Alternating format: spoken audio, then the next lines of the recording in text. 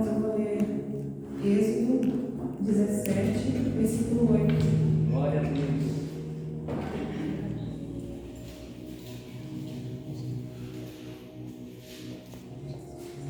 Glória a Deus.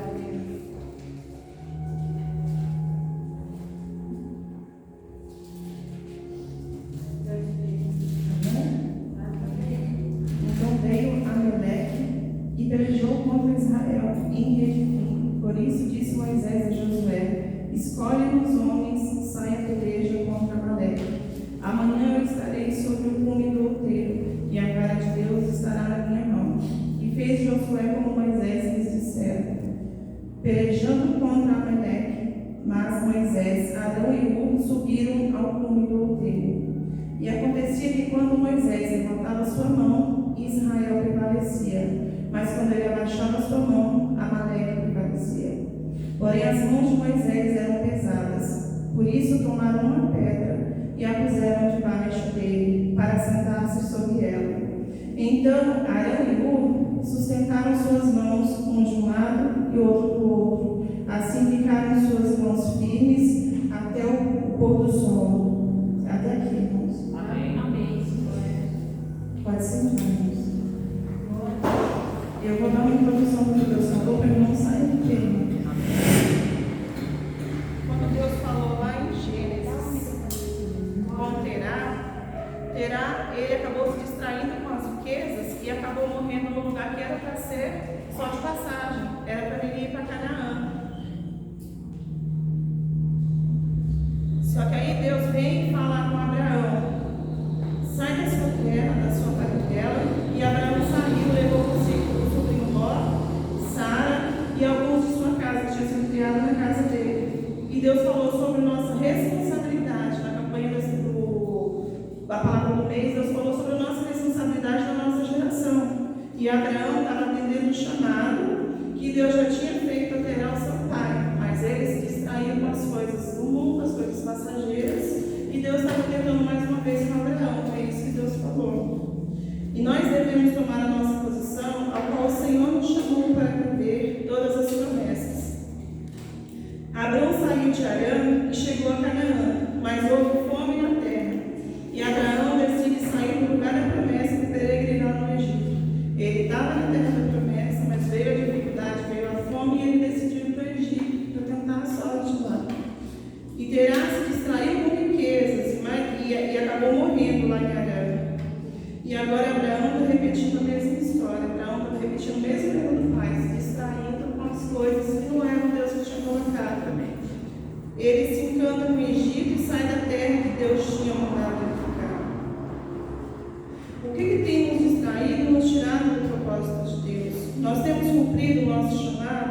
Se não estamos cumprindo, por quê? O que tem tirado a nossa missão? O que tem tirado a nossa concentração, desviado a gente do foco do que Deus quer para nós? Aí Deus tinha me dado essa palavra, que eu li agora de Êxodo. Eu pedi para Deus confirmar que eu não queria sair do tema, e Deus falou: o nosso propósito, às vezes, a gente acha que é longe, a gente acha que é fora, e às vezes, irmãos, a gente não cumpre o nosso propósito dentro da casa dele. Foi isso que Deus quis tratar comigo, e eu vou tentar passar o máximo que eu puder. Estou nervosa, mas eu espero que os irmãos possam entender o que Deus passou. A Bíblia fala que Amaleque, ele se levantou contra o povo de Deus. E Moisés, irmãos, ele já tinha passado por uma tribulação anterior, no capítulo 17, que Deus mandou eles saírem de um lugar, do deserto de Sim. Segundo o mandamento do Senhor, ele foi para Refidim, só que ali não havia água. Quando o povo se deparou com um lugar que não tinha água, começaram a murmurar contra Deus e contra Moisés. Aí Moisés, ele levou a vara, que é a autoridade de Deus na vida dele, e ali Deus falou: vai, eu vou estar com você. E Deus fez brotar água, irmãos, e matar a sede daquele povo. Graças a Deus. Abraão, a fome chegou, ele sabendo que estava no lugar certo, na terra da promessa, ele, ao invés de clamar a Deus e pedir para Deus mandar o alimento, não, ele preferiu peregrinar no Egito, procurar o mais fácil, que é visível, irmãos. O Egito ele via que tinha, então ele preferiu ir para o que era mais fácil, que a visão dele trazia para ele, quando ele poderia ter clamado a Deus dele. Deus tirou ele da terra dele, poderia ter matado a fome do povo, não precisava ter saído. Só um minutinho. Graças a Deus, Pai. Abraão fez a diferença na geração dele com a decisão de ouvir e obedecer à voz de Deus. E nós, como podemos fazer a diferença nos dias de hoje? A palavra em Êxodo 17 diz que Amaleque pelejou contra Israel. E Moisés mandou Josué escolher homens e ir à peleja contra Amaleque. Eles estariam no cume do outeiro. A vara de Deus estaria nas suas mãos. A vara que Moisés estava é citada nos versículos anteriores, que fez brotar água da rocha. Mas chegando lá, o povo contendeu com Moisés que estava com sede, lá não havia água. Então Moisés foi e clamou ao Senhor e disse: que farei ao povo? Daqui a pouco me apedrejarão. Moisés, cumprindo a ordem de Deus, quando o povo começa a se revoltar por não achar água, ele fala: o povo vai me apedrejar. Tentaram culpar Moisés, irmãos, por uma coisa que eles não encontraram no momento que era água. Em vez de clamar, porque Moisés, quando o povo foi e confrontou ele foi buscar Deus. E às vezes a gente faz isso: Senhor, a terra não foi o Senhor quem falou, a gente está lá e agora? É verdade, irmãos, cadê o povo? A igreja está vazia, irmãos. A gente contente com Deus: Senhor, não era bênção, por que está passando isso e isso? Irmãos, a terra da promessa, ela pode passar por dificuldade, mas o alimento e a água, ela veio. É só você esperar e você clamar. Eu vou ser bem claro no que Deus me colocou. Antes de tudo que aconteceu essa semana, eu nunca imaginei que ele está pegando uma semana tão difícil. Então, antes disso, Deus já tinha me dado a palavra, eu vou ser fiel à palavra que ele me deu. Amém. Então o Senhor disse a Moisés: toma alguns anciãos a levar com ele a vara que antes ele tinha ferido no rio, e vai, que eu estarei contigo adiante de ti, sobre a rocha, em Horebe. Tu ferirás a rocha, e dela sairão águas, e o povo beberá. E Moisés assim o fez.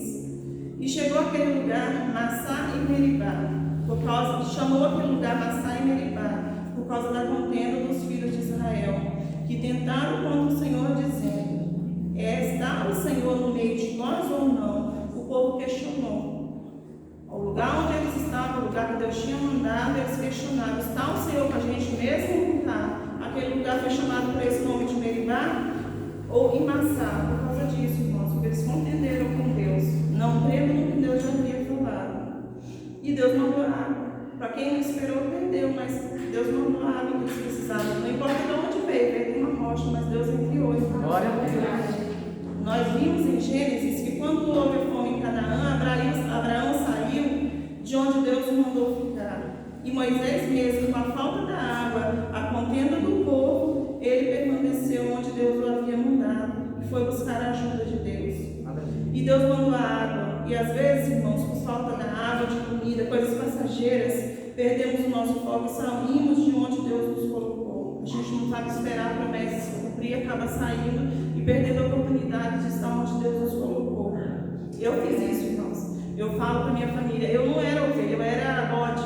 Porque, irmãos, eu nem me alimentava e nem dava alimento. Sabe aquela ovelha gorda que se alimenta e não dá alimento para o outro, que empurra, que além de tomar água ainda pisa na água? Tomou? Eu assumo, irmãos, hoje eu consigo ser ovelha, eu posso falar que eu sou ovelha de Deus, mas não é. Que a gente não venha ser assim. Moisés não tinha culpa, ele sabia o que Deus tinha mandado ele fazer, por isso que ele estava ali. Mas o povo não soube esperar a promessa de Deus se cumprir. Que a gente venha ter sabedoria, irmãos. Que Deus prometeu que vai cumprir. Glória. Que vai vir as pessoas, vai vir as almas, mas para isso a gente precisa ser um corpo. O corpo precisa estar unido. A gente vai cuidar dos que vem de fora. Se a gente não cuida dos nossos irmãos, a gente vai cuidar de quem vem de fora. Deus nos colocou esquecendo-nos de que somos. E Deus mandou a água, às vezes, irmãos, por falta de água e comida, perdemos o nosso foco e saímos de onde Deus nos colocou, esquecendo-nos de que Deus havia dado a sua palavra de alimentar, onde nos colocou. A dificuldade é momentânea e passageira, mas a promessa é eterna. Porque Deus não é homem para mentir, nem filho do homem para se arrepender. Abraão poderia ter reclamado a Deus e Deus enviaria o alimento na terra, mas ele buscou o mais fácil, preferiu ir para o Egito, não sabendo ele que as suas perdas seriam bem maiores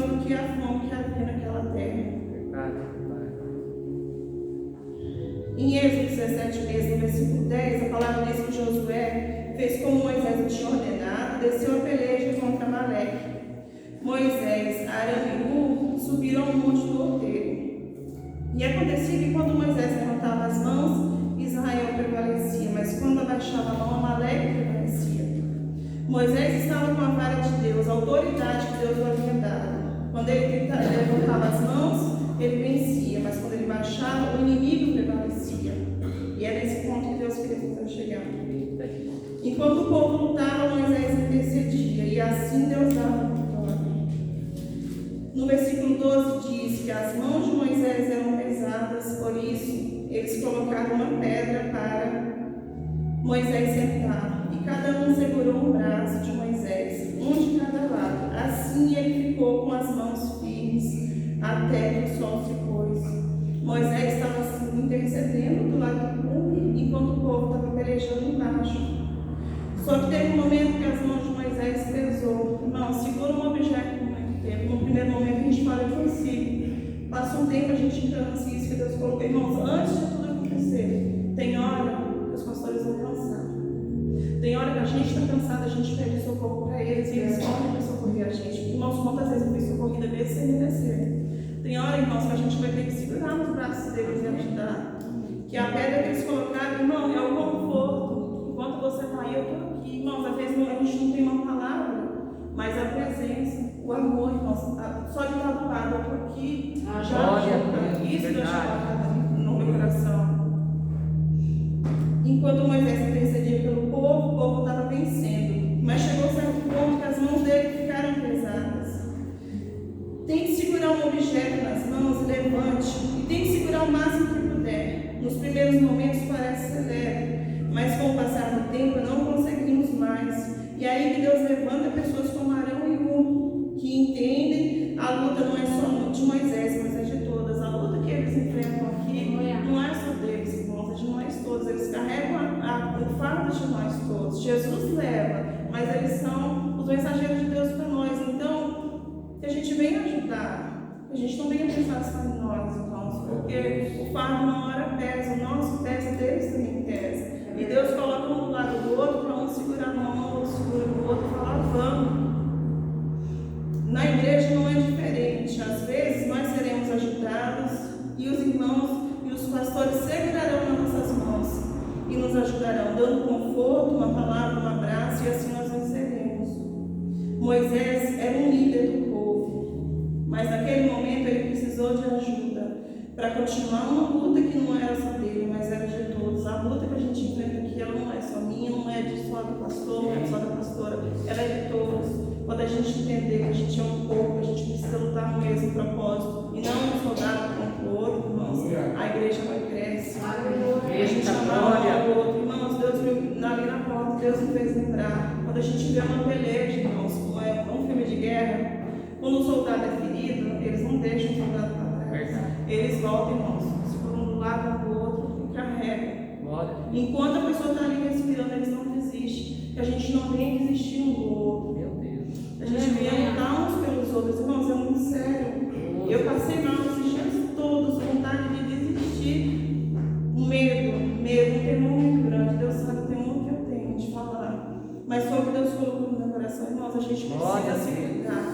A gente cuidando um do outro, irmãos, nenhum vai passar necessidade. Se eu tenho, o outro tem que ter, porque está do meu lado.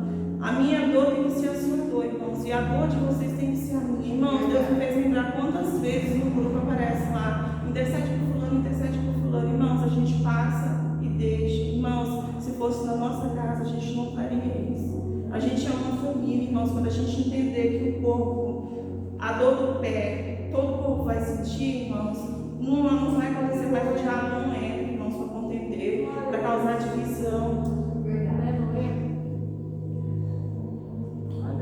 Precisamos nos ajudar. Estamos todos lutando contra um mesmo inimigo. A sua vitória deve ser a minha vitória, e a minha vitória deve ser a sua. Irmãos, quando a vitória do irmão incomoda, tem algo errado, irmãos.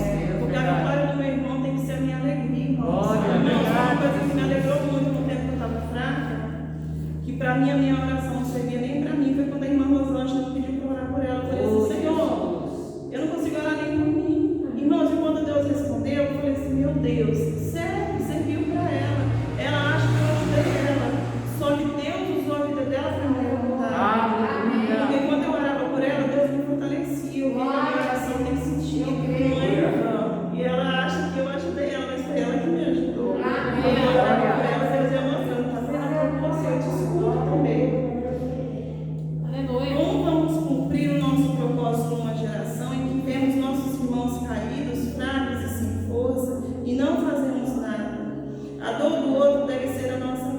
E a luta do nosso irmão deve ser minha também.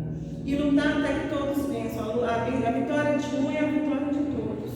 É o corpo de Cristo. A gente não tem que descansar enquanto o irmão do lado não tiver vitória, irmãos.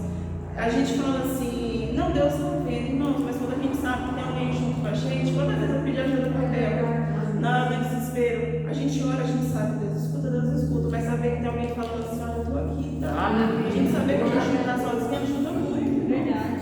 Glória. Em Mateus 5,13 diz que nós somos o sal da terra, e se o sal for insípido, irmãos, a gente não serve para salgar, para dar um sabor na vida do nosso próximo, para que a gente vai servir? Se não servimos para ajudar o outro, não damos sabor à vida do irmão, para que a gente está aqui, irmãos? Qual é o nosso propósito? Como que a gente quer ser a diferença na nossa geração se a gente não faz a diferença nem às vezes dentro da nossa casa, dentro da nossa igreja? No 16 diz que somos luz do mundo, então devemos resplandecer diante dos homens, para que os outros vejam nossas obras e glorifiquem a Deus. As nossas obras têm glorificado a Deus? É um questionamento que Deus fez para mim, irmãos. Esse dia tudo eu durmo e acordo com essa ansiedade. Deus, irmãos, quando a gente acorda para a vida e vê que tudo que a gente viveu até hoje foi engano, eu achava que era, mas não era. Deus falou o vaso dele e ele quebra. Irmãos, quando Deus quebra o vaso, ele não faz igual, ele faz do jeito que ele quer. E eu vejo que Deus está mudando tudo que eu acreditava, que eu achava, Deus está mudando. Formar um vaso, vai receber um vaso. Dependendo do que vai entrar no vaso, Deus faz um formato diferente. Então, Deus me quebrou, irmãos, de uma maneira que eu achava que Deus é só justiça, Deus é só... Irmãos, até que eu precisei de misericórdia. Então, irmãos, eu estava levando a palavra do jeito que eu achava. E Deus pegou e transformou, não. O que vai entrar nesse vaso aí não é assim. Então, eu vou quebrar, Deus quebrou, irmãos. E fez de novo e está fazendo. As palavras que Deus me dava, irmãos, que eu tomava do meu jeito e o jeito que Deus me deu hoje, não se compara. As nossas obras têm glorificado a Deus. Deus tem perguntado para mim, o que você tem feito? Como você tem vivido? Irmãos, qual é o nosso propósito da gente estar na casa de Deus? A gente é cristão ou a gente aprendeu? A gente aprendeu a copiar o jeito de crente, o falar do crente, mas eu sou cristão de verdade, é isso que Deus me fez mudar. Nunca fui, irmãos. Ovelha, hoje eu posso dizer que eu sou, mas eu era bode mesmo, irmãos. Não tem como dizer outra coisa. Eu atrapalhava, eu falava que não devia. Eu era desagradável mesmo, mas hoje eu vejo, irmãos, que Deus tem que mudar. Maravilha! Glória a Deus! Em Tiago 4, versículo 17, diz que aquele que sabe fazer o bem e não faz, esse comete o pecado. Se você sabe fazer o bem, você conhece a palavra, eu conheço a palavra, eu vejo meu irmão caído, eu vejo meu irmão machucado, eu vejo e falo, não é comigo. Tu já está pecando, irmãos. Não é porque não foi eu que derrubei, não foi você que derrubou, mas você também não levantou. Se você sabe fazer o bem, você não sabe, você já pecou. Maravilha! Se estamos vendo um irmão padecer precisando de ajuda e não fazemos nada, estamos pecando. E se vemos alguém sem forças e não damos as mãos, estamos pecando. Não foi você que derrubou, mas a função de levantar, Jesus te chamou para isso. E eu também. Então, se a gente é omisso nessa parte, a gente já está pecando. Em Tiago 2,14 diz: meus irmãos, do que aproveita se alguém disser que tem fé e não tiver obras? Porventura, a fé pode salvá-lo? E se o irmão e a irmã estiverem nu e tiver falta de mantimento cotidiano, e alguém lhes disser, ide em paz, aquentai-vos e fartai-vos, mas não dê as coisas necessárias para o corpo, de que proveito virá daí? Assim também a fé, se não tiver obras, ela é morta em si mesma. A gente pode conhecer a palavra, a gente pode ouvir pregação todo dia, a gente pode falar que conhece a Deus. Irmãos, se a gente não aplicar o que a gente aprende na palavra de Deus, a nossa fé é morta. A gente precisa ter a atitude de cristão. Tudo que a gente vê na palavra, a gente tem que praticar. Se a gente não vive a palavra, irmãos, não adianta a gente abrir a boca para falar. É o que Deus tem que viver. Você quer falar, você vai viver. Vive a palavra de Deus. Só falar não vai adiantar nada. Do que adianta falarmos que tem fé se não usamos para fazer a diferença na vida dos outros? A nossa fé sem obras ela é morta. Arão e Hur tinham obras. Não estavam com Moisés, não estavam só em palavras, mas quando Moisés precisou, ele agiu trazendo livramento para todos. Arão e Hur não ficou só olhando Moisés ali cair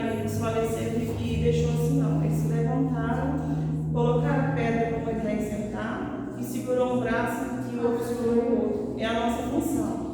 Esse mês vai ser um mês da gente ajudar um ao outro, a gente aprender a cuidar um do outro. Um sabe a vida do outro, para quando entrar outras pessoas feridas, a gente já saber, irmãos.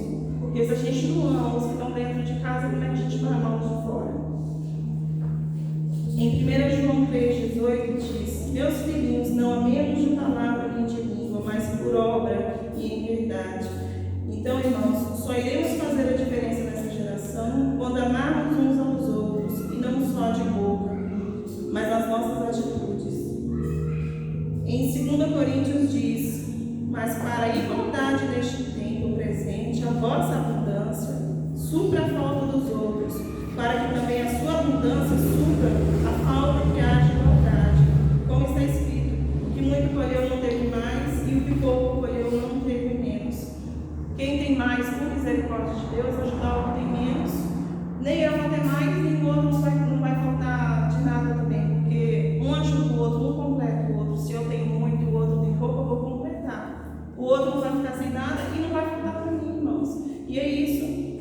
Irmãos, quando a gente aprender, irmãos, eu estou falando de mim, porque Deus tratou comigo, eu não estou querendo chamar a atenção de ninguém, mais a atenção do que eu já fui chamada. Quando a gente aprender, irmãos, que a nossa casa está cheia, mas a gente vê com o irmão, está padecendo, faltando necessidade, irmãos, a gente ter coragem de falar que a gente ama. Irmãos, quando a gente vai se alimentar, a nossa casa está cheia, a mesa está farta, a gente saber que o irmão está padecendo e a gente conseguir descansar nisso, irmãos, isso não é cristianismo.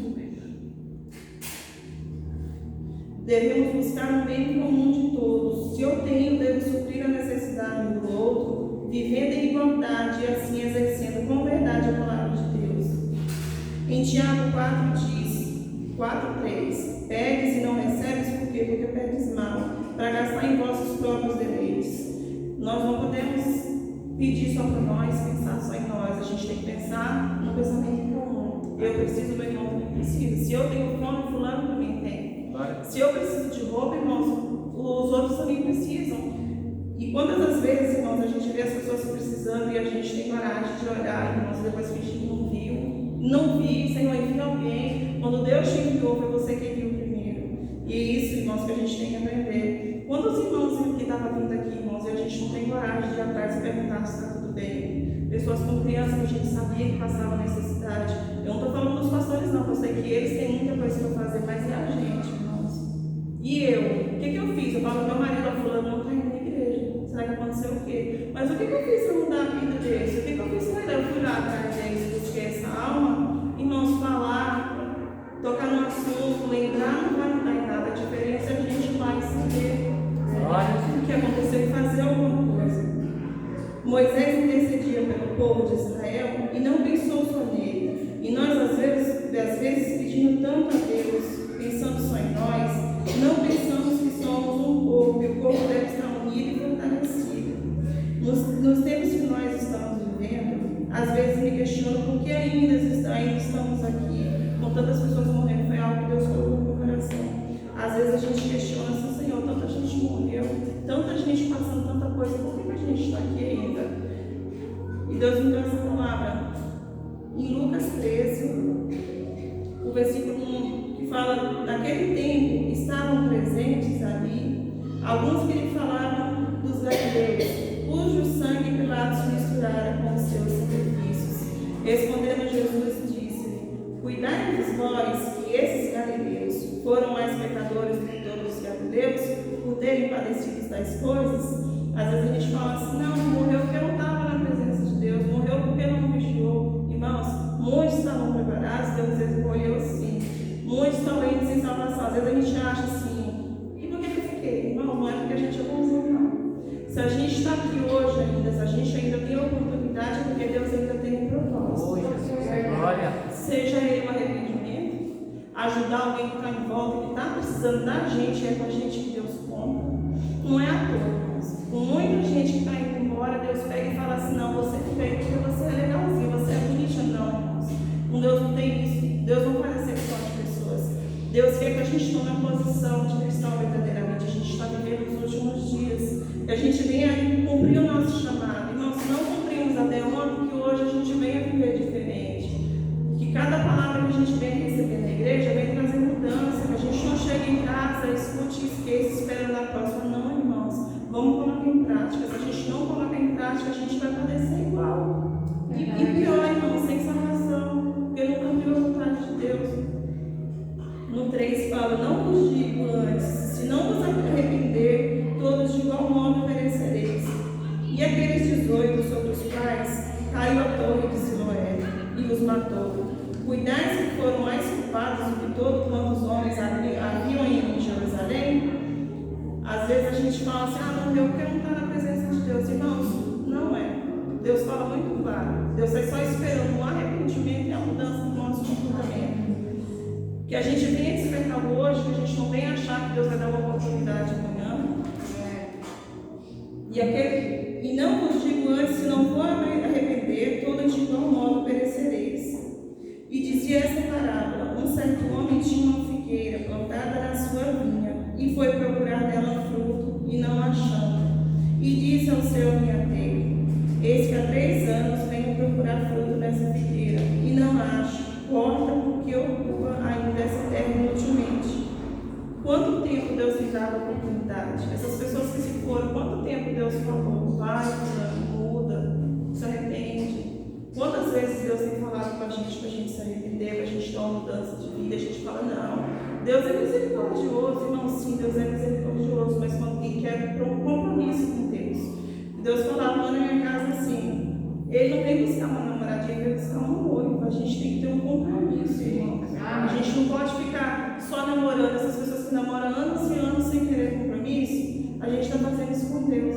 Não, eu vou namorar um pouquinho, e se não der certo, não, irmãos, é hora de assumir o compromisso com Deus. E o compromisso com Deus é o compromisso com a obra dele. Amém. Glória a Deus. Assumam, irmãos, de verdade o compromisso com a obra de Deus. Tenha amor pelas almas, cuidem, irmãos, zelem como se fosse sua casa, como se fosse a sua família. Para que na hora que o Senhor vir chamar cada um de nós, a gente venha estar preparado. E as pessoas que estão à nossa volta, irmãos, que a gente não venha carregar a culpa da gente não ter feito o que a gente podia ter feito. Verdade. E respondendo ele, disse: Senhor, deixa este ano até que eu escave e esterque, e se der fruto ficará, se não, depois mandará cortar. O Senhor está adubando, está estercando, está dando oportunidade, está dando palavra, culto e Deus falando. E nós, irmãos, o que nós temos feito? A gente está seguindo o que Deus tem falado? A gente tem mudado, tem aproveitado as oportunidades que Deus tem dado?